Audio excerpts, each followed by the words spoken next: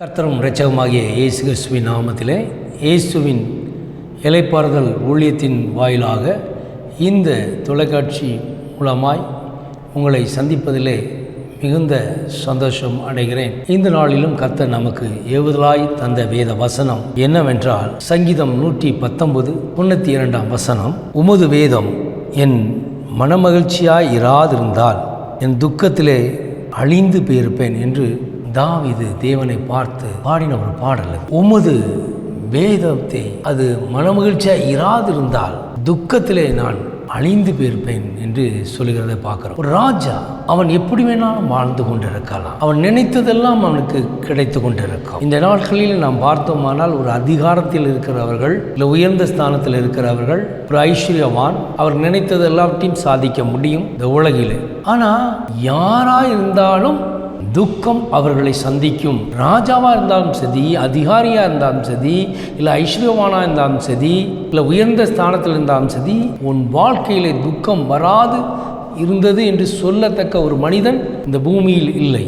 அப்போ இந்த துக்கத்திற்குரிய விடுதலை, இந்த துக்கத்திலிருந்து நாம் மீட்கப்பட வேண்டும், இந்த துக்கத்திலிருந்து நாம் விடுதலையாக்கப்பட வேண்டும், இந்த துக்கத்திலிருந்து முற்றிலுமாய் நாம் அகற்றப்பட்டு ஆசீர்வதிக்கப்பட வேண்டும். அப்படின்னா எங்கிருந்து அதை பெற்றுக்கொள்ள முடியும்? ஒரு மனிதனுடைய துக்கம் ஒரு மனிதனுடைய முயற்சி எல்லாத்தையும் வீணாக்கிவிடும். ஒரு மனிதனுடைய துக்கம் அவனுடைய சந்தோஷத்தை ஒன்றுமில்லாமல் ஆக்கிவிடும். ஒரு மனிதனுடைய துக்கம் அவனுடைய வாழ்க்கையை இல்லாமல் போக வைத்துவிடும். ஒரு மனிதனுடைய துக்கம் அவனை இருளடைய செய்துவிடும். அப்போ இந்த துக்கம் எதனால் விடுதலையாக்கப்பட முடியும்? இந்த துக்கம் எவ்வளவு ஆழமாய் மனிதனுடைய ஆத்மாவை பலவீனப்படுத்தும். யார் ஒருவன் துக்கம் இல்லாமல் இந்த பூமியில் வாழ்கிறான் என்று பார்த்தோமானால், வேதத்தை பிரியமாய் இருக்கிற மனிதன் அவன் துக்கத்தை மேற்கொண்டு விடுவான். உலக மகிழ்ச்சி உனக்கு சந்தோஷத்தை கொண்டு வரும் என்று எண்ணினே, ஆனால் ஒரு காலம் வரும் பொழுது இந்த துக்கம் அந்த சந்தோஷத்தை இராமல் அற்றுப்போக பண்ணிவிடும். இந்த துக்கம் உன்னை எந்த காரியத்திலும்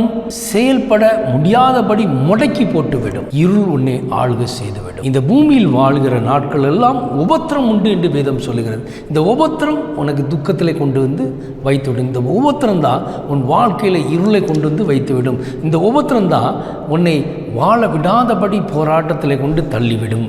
அழிவை நோக்கி நம்மை கொண்டு போய்விடும். அதனால தான் அவர் சொல்றார், அழிந்து போயிருப்பேன். வேதம்தான் மன மகிழ்ச்சியை கொண்டு வரும். இந்த வேதம் எனக்கு மன மகிழ்ச்சியாய் இராமல் இருந்தால் இந்த துக்கம் என்னை அழித்து போட்டு விட்டுரும். இந்த துக்கம் என்னை அழித்திருக்கும். இந்த துக்கம் என்னை மரணத்தை சம்பவித்து என்னை இல்லாமல் போய் இந்த பூமியில் இராதபடி அகற்றி போட்டிருக்கும். நாம் இந்த வேதத்தினுடைய வார்த்தையை நாம் தியானிக்கும் பொழுது புரிந்து கொள்ள முடிகிறது. எவ்வளோ ஒரு துக்கமாக இருந்திருக்கும். இன்றைக்கி இந்த வேதம் எனக்கு மன மகிழ்ச்சியாக இராவிட்டால், அப்போ வேதம்தான் நமக்கு மன மகிழ்ச்சியை கொண்டு வரும். வேதம்தான் நமக்கு வெளிச்சமாக இருக்கிறது, பாதைக்கு தீபமாக இருக்கிறது. அநேக நேரங்களில் துக்கம் ஏன் சம்பவிக்குது என்று பார்த்தோம்னால், நாம் செய்ய ஏதோ ஒன்று முயல்கிறோம், அது தடைப்படும் பொழுது, அது குறைப்படும் பொழுது, அதை அறிந்து கொள்ள முடியாத சூழ்நிலையில் நிற்கும் பொழுது தான் துக்கம் நமக்கு ஏற்படுகிறது. நம்மை விட்டு ஒன்று பிரிந்து போகும் பொழுது, நம்மிடத்திலிருந்து ஒன்றை எடுத்துக்கொள்ளும் பொழுது துக்கம் வருகிறது. துக்கம் என்றால் என்ன அப்படி என்று பார்த்தோம்னால், தாங்க முடியாத துயரம், அது கண்ணீரை வர வைக்கும். கண்களிலிருந்து கண்ணீர் வருகிறது. ஏன் வருகிறது என்றால், இருதயம் படபடப்பும். நாம் அதை ஏற்றுக்கொள்ள முடியாத ஒரு சூழ்நிலையில் நிற்கும் பொழுது தான், இனி என்ன செய்வது என்று அறியாமல் புரியாமல் புலம்பிக் கொண்டிருக்கும் பொழுது தான் உனக்கு மனமகிழ்ச்சி உண்டாக வேண்டுமானால் வேதத்தினுடைய வார்த்தையை உட்கொள்ள வேண்டும். அதற்கு நாம் தேவ சமூகத்திலே காத்திருக்க வேண்டும், தேவனோடு ஒன்றி இருக்க வேண்டும். பாருங்கள், இன்றைக்கி உலகில் எல்லாரும் ஓடிக்கொண்டே இருக்கிறோம். எதை நோக்கி ஓடிக்கொண்டு இருக்கிறோம்? அழிவை நோக்கி ஓடிக்கொண்டு இருக்கிறோமா? நித்திய ஜீவனை நோக்கி ஓடிக்கொண்டு இருக்கிறோமா? எதில் பிரயாசமாக இருக்கிறோம்? நித்திய ஜீவனுக்காக பிரயாசப்படுகிறோமா? இல்லை அழிந்து நம் ஆத்மாவும் அழிந்து போவதற்காக ஓடுகிறோமா? மீட்கப்படும் நாட்கென்று முத்திரையாய் கொடுக்கப்பட்ட ஆவியானவர் அவரை துக்கப்படுத்தாதபடி அவர் என்ன சொல்லுகிறாரோ அதை உணர்கிற ஒரு அனுபவம் உனக்குள் வர வேண்டுமானால், நீ வேதத்தினுடைய மறைப்பொருளை புரிந்து கொள்ள வேண்டும். வேதத்தை பிரியமாய் நேசிக்க வேண்டும். நேசிப்பது என்றால் என்ன? வேதத்தை வாசித்து அதனுடைய மறைப்பொருளை ஏற்றுக்கொண்டு நடப்பது தான் மன மகிழ்ச்சியை கொண்டு வரும். வேதம் எனக்கு மன மகிழ்ச்சியாக இராதிருந்தால் நான் அழிந்து போயிருப்பேன். எதனால் அழிந்து போயிருப்பேன்? துக்கத்தினால் அழிந்து போயிருப்பேன். இன்னைக்கு உலகம் முழுவதும் மனிதர்கள் எப்படி வாழ்கிறார்கள்? ஒன்று அவர்கள் துக்கப்படுகிறார்கள், இல்லாவிட்டால் மற்றவர்களை துக்கப்படுத்தி கொண்டு இருக்கிறார்கள். பிறரை துக்கப்படுத்துவதில் வருகிற ஆனந்தம் ஒரு நாள் நாமும் துக்கப்படும். அநேகர் பிறருக்கு விரோதமாய் செய்வதிலே மிகுந்த மனமகிழ்ச்சியாய் இருக்கிறார்கள். எல்லாரும் ஒருவன் வாழ்வதை பார்ப்பதே அவர்களால் கூடாத காரியமாக இருக்கிறது. அவன் எப்படி வாழ்கிறான், எப்படி அவனுக்கு இந்த பணம் வந்தது, எப்படி அவன் ஆசீர்வதிக்கப்பட்டிருக்கிறான், எப்படி இப்படிப்பட்ட ஒரு மனைவி அவனுக்கு அமைந்தால், எப்படி ஒரு நல்ல குடும்பத்தில் அவர்கள் சேர்ந்து கொண்டார்கள், எப்படி இவர்கள் தொழில் வளர்ந்தது, எப்படி இவர்கள் உயர்த்தப்பட்டார்கள், எப்படி இவர்கள் நல்ல வாழ்கிறார்கள், எப்படி இவர்களுக்கு நோய் இல்லாமல் வாழ்கிறார்கள், இப்படி பல காரியங்களை குறித்து எண்ணிக்கொண்டே இருக்கிறோம். பிறரை மாத்திரம் அவர்கள் எப்படி இருக்கிறார்கள், இப்படி நாம் அதை சிந்தித்தது மாத்திரமல்ல, இன்னைக்கு அநேகர் அதை கெடுப்பதற்காக வகை தேடி எதை செய்தால் அவர்கள் துயரப்படுவார்கள், எதை அவர்கள் சம்பவித்தால் துக்கமாய் வாழ்வார்கள் என்று ஓடிக்கொண்டே இருக்கிறார்கள். இதை செய்வதற்காக பலவிதமான இருள் சார்ந்தவர்களை நாடுகிறார்கள், மந்திரம் சூனியம் செய்வர்களை நாடி போகிறார்கள், குறி சொல்லுகிறவர்களை தேடி போகிறார்கள். தனக்காக செய்கிறவர்கள் அது வேற, நாம் நல்லா இருக்க வேண்டும், நமக்கு இந்த ஆசீர்வாதம் வருமா வராதா என்று குறி கேட்க போகிறார்கள், அது ஒரு வகையானவர்கள். அந்த இருளின் அதிகாரமோ இல்லை மந்திர சூனியங்கள் செய்தால் அது நமக்கு பழிக்கக்கூடாது என்பதற்காக, அதற்காக ஒரு கட்ட அமைப்பதற்காக, அதற்கான ஒரு வேலி அடைப்பதற்காக ஏதோ ஒன்றை நாடி மந்திரவாதியிட்ட போய் கட்டங்களை உறைந்து எடுத்து ஏதோலாம் செய்து தன்னை பாதுகாத்து கொள்ளலாம் என்று எண்ணுகிறார்கள். அது ஒரு வகை. இன்னொரு வகை பட்ட மனிதர்களை என்ன செய்கிறார்? மற்றவர்களை அழிப்பதும் மற்றவர்கள் நன்றாய் வாழ்வதை கெடுப்பதற்காக ஓடிக்கொண்டே இருக்கிறார்கள். இப்படி பல தரப்பில் எங்களுடைய நோக்கங்கள் எல்லாவற்றையும் செலவழித்து கொண்டு இருக்கிறார்கள். ஆனால் இது நிமித்தமாய் மன மகிழ்ச்சி வராது, இது நிமித்தமாய் துயரம்தான் நமக்கு வரும். இது நன்மைக்கு எதுவானது அல்ல. துயரம் வரும், துன்பம் வரும். ஆனால் மன மகிழ்ச்சி எங்கே இருக்கிறது என்று பார்த்தோமானால், நீ வேதத்தை வாசிக்கும் பொழுதுதான் மன மகிழ்ச்சி உண்டாயிருக்கும். வேதத்தை வாசித்தவர்கள், இயேசுவை ஏற்றுக்கொண்டவர்கள் எத்தனை பேர் இந்த இருளின் அதிகாரத்தை நம்பி ஓடிக்கொண்டு இருக்கிறார்கள்? ஏதோ ஒன்று செய்து நாமும் அதை நல்ல ஐஸ்வர்யனாக மாறிவிட வேண்டும் என்பதற்காக எண்ணி தவறான பாதையிலே செல்லுகிறார்களே. மரணமானாலும் சரி, ஜீவனானாலும் சரி, என்னுடைய தேவனுடைய அன்பை விட்டு பிரிக்க மாட்டாது என்று நிச்சயித்து இருக்கிறேன் என்று பவுல் சொன்னார். இந்த சத்திய வார்த்தைகள்லாம் கேட்டு அறிந்த நீங்களும் எதை தேடி ஓடுகிறீர்கள்? தேவன் என்ன சொல்றாருன்னா, வேதத்தை பிடித்துக்கொள், மற்றவர்களை நாடி போகாண்டா. வேதம் உனக்கு வெளிச்சமாய் இருக்கிறது, பாதைக்கு தீபமாய் இருக்கிறது, உள்ளான மனிதனை ஆராய்ந்து பார்த்து கொண்டு இருக்கிறது. அந்த ஆவியானவர் நமக்கு இயேசு சொல்லி விட்டு போன வார்த்தைகளை நினைவூற்றுவார். அதிலே நடவுங்கள். எடறி விடாதபடிக்கு தூதர்களை கொண்டு பாதுகாக்கிற தேவன் அல்லவா? அவர் உன்னை வேலி அடைக்கும் பொழுது எவன் உன்னை தொட முடியும்? எந்த மந்திரம் உன்னை தொட முடியும்? எந்த தந்திரம் உன்னை ஜெயிக்க முடியும்? வேதத்தில் இருக்கிற வல்லமையை நாம் அறிந்த நாம் எடறி விழலாமா, எடறி போகலாமா? வேதம் மாத்திரம்தான் நமக்கு மன மகிழ்ச்சியை கொடுக்க முடியும், ஆத்மாவுக்கு ஒரு சமாதானத்தை கொடுக்க முடியும், ஆவியில் ஒரு உற்சாகத்தை கொடுக்க முடியும்.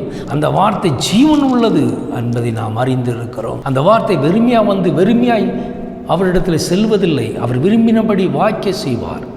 அவர் அனுப்பின காரியமாய் அது மாற்றும். அதற்கு நாம் ஒப்பு கொடுக்க வேண்டும்.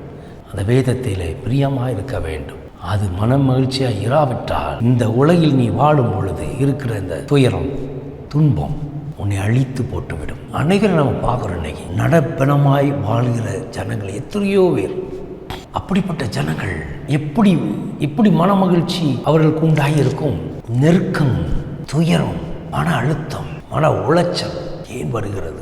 சுயமாய் செயல்படும் பொழுது, நாம் நினைத்தது எல்லாவற்றையும் செய்யும் பொழுது, கர்த்தருக்கு சித்தமா இல்லையா என்பதை அறிந்து கொள்ளாமலே செயல்படும் பொழுது தான் இவ்வளவு பிரச்சனையும் சிக்கலும். நீ வேதத்தை வாசித்து வேதத்தினுடைய வார்த்தையை உட்கொண்டு அதன்படி நடக்கும் பொழுது உன் வாழ்க்கையில் இடர்கள் இராது, போராட்டங்கள் இராது, தடைகள் இராது. எல்லாம் வரும், விலகி போய்விடும். கர்த்தர் விலக்கி போட்டு விடுவார். கர்த்தர் நமக்கு முன்பாக கடந்து செல்வார். அவரை நீ முன்பாய் வைக்க வேண்டும். எப்பொழுதும் அவருடைய வார்த்தையின் மீது நம்பிக்கை உள்ளவர்களாய் இருக்க வேண்டும். விசுவாசத்தை காத்து கொள்ள வேண்டும். அது தானாக நமக்குள் ஒரு மன மகிழ்ச்சியை கொண்டு வந்துவிடும். அதனால் அறியாத ஜனங்கள் இடறி விழுகிறார்கள். நீங்கள் அவர்களுக்கு வெளிச்சமாக இருக்க வேண்டும். அதற்கு உங்களுக்குள் வேதம் இருக்க வேண்டும். வேதம் நமக்குள் இருந்தால் தான் ஒரு மனிதனை வெளிச்சத்திலே நடத்த முடியும். வேதம் நம்மிலிருந்து வெளிப்பட வேண்டும். எப்படி வெளிப்படும்? நீ வாசித்து அறிந்து கொண்ட நியாயங்களை அதை நிறைவேற்றும்படியாய் நாம் கிரியை உள்ளவர்களாய் மாற வேண்டும். எத்தனையோ கட்டளைகளை நமக்கு தந்திருக்கு, உபதேசங்கள் எத்தனையோ அங்கே எழுதப்பட்டிருக்கிறது. அப்போ அதை எல்லாத்தையும் கற்று அதன்படி செயலாற்ற வேண்டும், அதன்படி நடக்க வேண்டும். அப்பொழுது நாம் மற்றவர்களை வெளிச்சத்தில் நடத்தி கொண்டு வர முடியும். எல்லாத்தையும் கற்றுக்கொண்டு தேவனை அறிந்து கொண்டும் கூடரை போல நாம் வாழ்ந்தோமானால் கூடனுக்கு எப்படி வழிகாட்ட முடியும்? நாமும் இடறி விழுந்து பிறரையும் இடறி விழ செய்து கொண்டு இருக்கிறோம். நம் வாழ்க்கை முன்மாதிரி இருக்கிறதா? மன மகிழ்ச்சிக்காக நாம் மனதில் தோன்றின யாவையும் செய்வதற்கு துணிகரமாய் இருக்கிறோம். எது செய்ய வேண்டும், எது செய்யக்கூடாது என்ற நீதி நியமங்கள் எல்லாம் இந்த வேத புத்தகத்தில் எழுதப்பட்டு இருக்கிறது. ஒருவேளை நாம் அறியாதிருந்தோமானால் வேதத்தை வாசிக்கும் பொழுது அதில் உள்ள அர்த்தத்தை நாம் புரிந்து கொள்ள முடியும், ரகசியங்களை புரிந்து கொள்ள முடியும். அதன்படி நாம் நடக்கும் பொழுது மன மகிழ்ச்சியை அடைய முடியும். ஆனால் நீதியும் நேர்மையுமாய் நடப்பது மிக கடினம் என்று வேதத்தை விலக்கிவிட்டு ஓடுகிறோமே, அது நம் கால்களுக்கு என்னதாய் வந்து முடியும்? நம் கால்களை கண்ணிக்கு இடம் கொடுக்கிறோம், கால்கள் இடறி விழும். அதனால தான் கர்த்தர் சொல்கிறார், வேதத்திலே மன மகிழ்ச்சியாயிரு. வேதம் நமக்கு நிம்மதியும் சந்தோஷத்தையும் கொண்டு வரும். ஒருவேளை இன்றைக்கி நீ துக்கமாக இருந்ததினாலும் நீ வேதத்தை பிரியமாய் வாசிக்கும் பொழுது கர்த்தர் உன்னோடு பேசுவார். உன் துக்கம் சந்தோஷமாய் மாறிவிடும். அது எப்படிப்பட்ட துயரத்தில் இருந்தாலும் சரி, துக்கத்தில் இருந்தாலும் சரி, கர்த்தர் இன்னைக்கு உன்னை மன மகிழ்ச்சியாய் மாற்றுவார். நீ வேதத்தை பிரியமாய் கற்றுக்கொள். அது நிமித்தமாய் கர்த்தர் அநேக மாற்றங்களை உன் வாழ்விலே நிச்சயமாய் கொண்டு வருவார். சோர்ந்து போகாதீர்கள். தாவீதே இந்த பாடலை அப்படியாக பாடுகிறார். வேதம் நம் மனதுக்கு மகிழ்ச்சியாக இருக்கும், துக்கம் நம்மை மேற்கொள்ளாது. எனவே என்னோடு இணைந்து ஜெபிங்கள். உங்கள் வாழ்க்கையில் எப்படிப்பட்ட துயரம் இருந்தாலும் சரி, துக்கம் இருந்தாலும் சரி, பாடுகள் இருந்தாலும் சரி, கர்த்தர் இன்னைக்கு எல்லாவற்றையும் மாற்றி போடுவோம். என்னோடு இணைந்து ஜெபி. அன்பின் பிதாவே, உம்மை நோக்கி எங்கள் கண்களை ஏறெடுக்கிறோம். கிருபை நிறைந்தவரே, மகிமையின் ராஜாவே, உம்முடைய வல்லமை வெளிப்படும்படியாய், உம்முடைய கிருபை இறங்கி வரும்படியாய், உம்முடைய வேதத்தினுடைய வெளிச்சம் எங்கள் மீது பிரகாசிக்கும்படியாய், யார் யாரெல்லாம் என்னென்ன காரியங்களுக்காக பிரயாசப்பட்டு கொண்டிருக்கிறார்களோ அவர்களை நீர் தொடும்படியாய், அந்த பாடுகளிலிருந்து விடுதலை கொடுக்கும்படியாய், துக்கம் துயரங்களிலிருந்து விடுதலை கொடுக்கும்படியாய், மன மகிழ்ச்சி கொடுக்கும்படியாய், மனதில் இருக்கிற துக்கங்கள் மறைந்து போகும்படியாய் என் தேவன் உதவி செய்வீராக. உடைய வல்லமை இறங்குவதாக. யாரெல்லாம் நம்மை நோக்கி என்னோடு இணைந்து ஜெபிக்கிறார்களோ இந்த சத்தம் அவர்கள் காதிலே தொனிக்கும் பொழுதே அவர்களோடு போராடுகிற சத்ரு விழுந்து போவானாக. எல்லா போராட்டத்தின் ஆவிகள், வேதத்தை எடுத்து வாசிக்க விடாதபடி போராடுகிற சத்ரு இன்னைக்கு அந்த குடும்பத்தை விட்டு வெளியேறுவதாக. ஜெபிக்க விடாதபடி போராடுகிற வல்லமைகள் ஒன்றுமில்லாமல் நிர்மூலமாக்கப்படுவதாக. குடும்பத்தை இருந்து அப்பா தரித்திரத்தையும் கடன் கஷ்டத்தையும் நஷ்டத்தையும் கொண்டு வருகிற அந்தகார வல்லமை இப்பொழுதே மறைந்து போ என்று கட்டளையிடுகிறேன். வியாதியும் வேதனையும் கண்ணீர் கஷ்டத்தையும் நஷ்டத்தையும் கொண்டு வருகிற அந்தகார வல்லமைகள் இயேசு கிறிஸ்துவின் நாமத்தில் விலகி போ என்று கட்டளையிடுகிறேன்.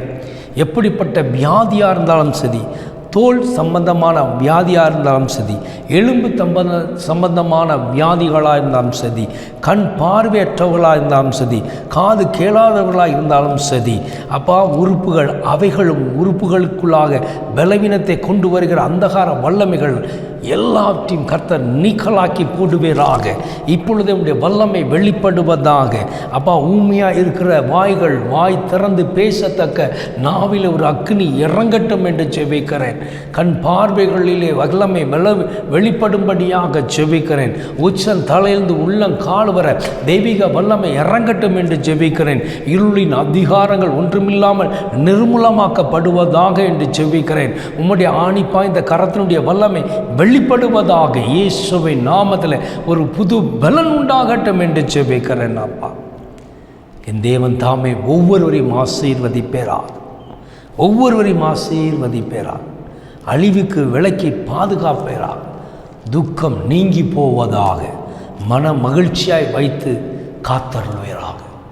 உம்முடைய நாமத்தினாலே ஜெபிக்கிறோம், இயேசு கிறிஸ்துவின் நாமத்திலே ஜெபிக்கிறோம்.